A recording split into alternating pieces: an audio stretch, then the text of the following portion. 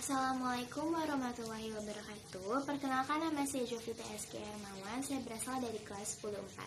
Hari ini saya akan membacakan resensi tentang buku yang saya baca. Buku yang saya baca berjudul Petualangan Panji Wulung yang ditulis oleh Dadan Sutisna. Buku ini diterbitkan oleh Perpusnas Pers pada tahun 2020. Buku ini menceritakan tentang kerajaan Sukadana yang aman dan sentosa. Sang raja jatuh cinta kepada sang solir, namun karena persekongkolan ratu yang iri dengki, sang raja hampir saja menghukum mati sang solir. Namun sang solir pun selamat dikarenakan bantuan patih yang setia. Lalu tidak lama kemudian sang solir melahirkan bayi laki-lakinya di tempat persembunyiannya. Bayi laki-laki itu pun diberi nama Panji Wulung.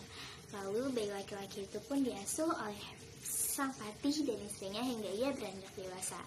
Suatu waktu Panji Wulung berkelana ke beberapa tempat dan berkesempatan berkenalan dengan para penguasa di tempat tersebut dikarenakan kelebihannya. Akhirnya Panji Wulung pun sampai di Champa. Lalu di sana ia bertemu seorang putri kerajaan Champa dan berhasil menyelamatkan putri tersebut dari cengkeraman seorang pelatih gajah di hutan. Panji Wulung pun jatuh cinta kepada putri Champa dan Raja Champa pun memberi restu kepada mereka untuk menikah. Setelah raja wafat, Panji Wulung diangkat menjadi penggantinya sesuai dengan wasiat almarhum. Patih Sukadana mengunjungi Panji Wulung di Champa, sedangkan Panji Wulung selalu mengunjungi ayah kandungnya di Sukadana hingga tahulah si ayah, Raja Sukadana, bahwa Panji Wulung adalah anak kandungnya sendiri. Anak lelaki Patih menerima balas budi dari Raja Sukadana atas kesetiaan yang ditunjukkan oleh ayahnya.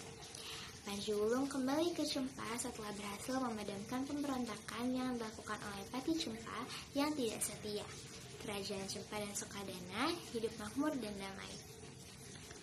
Analisis yang saya dapatkan, babad ini bertema petualangan, latarnya menggunakan zaman kerajaan. Kerajaan Champa, Kerajaan Sukadana, dan Kerajaan Giliwangsi.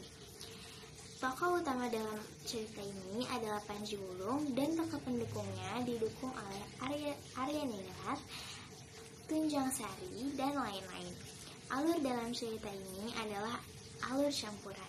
Babad ini menggunakan sudut pandang orang ketiga. Menurut saya, babad ini menggunakan gaya bahasa yang sederhana dan banyak menggunakan peribahasa Sunda di dalamnya.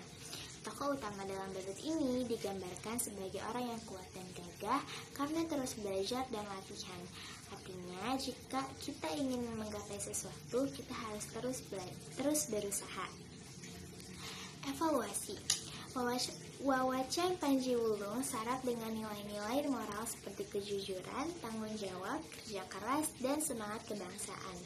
Ajaran moral yang disampaikan relevan dengan nilai-nilai yang dijunjung tinggi pada masa itu. Panji Wulung digambarkan sebagai sosok yang menegakkan keadilan. Ia berjuang melawan ketidakadilan dan berusaha menciptakan kehidupan yang lebih baik bagi rakyatnya. Refleksi.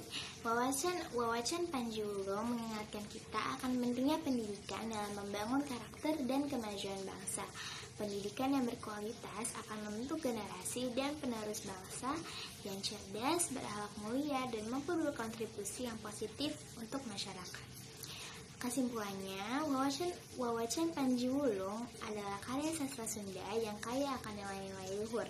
Cerita ini tidak hanya menghibur, tetapi juga memberikan pelajaran berharga tentang kepahlawanan, kesaktian, kepemimpinan, dan nilai-nilai kehidupan yang relevan saat ini. Sekian dari saya, kurang lebihnya mohon maaf. Wassalamualaikum warahmatullahi wabarakatuh.